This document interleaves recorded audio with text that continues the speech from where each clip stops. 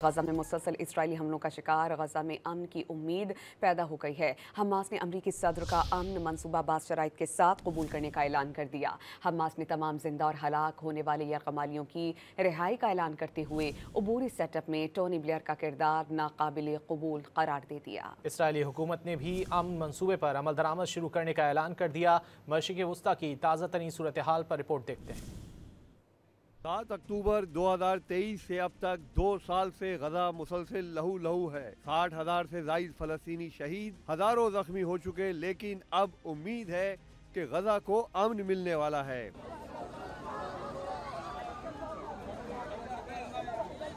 Hamas ने अपना जवाब सालिसों के पास जमा करा दिया। कहा कि अगर इसराइल गजा जंग खत्म करे, गजा से अपनी अफवाज निकाले, तो जिंदा या मुर्दा तमाम इसराइली यरगमालियों को रिहा कर दिया जाएगा।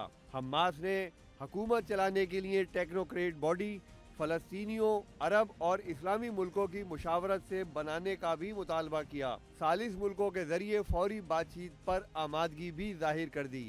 हमास ने हथियार फेंकने की शर्त पर कोई रद्द अमल नहीं दिया।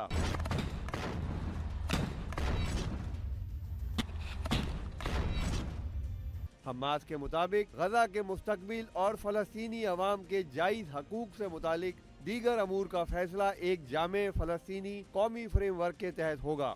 इस फ्रेमवर्क में तमाम फलस्तीनी धड़ों को शामिल किया जाए और हमास भी जिम्मेदाराना किरदार अदा करेगी। सीनियर हमास रहनुमा मूसा अबू मरजूक ने कहा कि गजा में अमन जरूरी है क्योंकि फलस्तीनी बहुत मुश्किल सूरत हाल में हैं।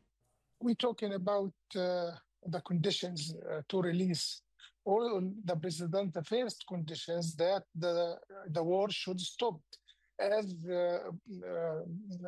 President Trump said. If we release all of the war prisoners, the war gonna stop.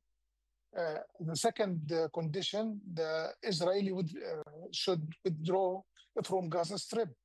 The third condition, there is all of the humanitarian.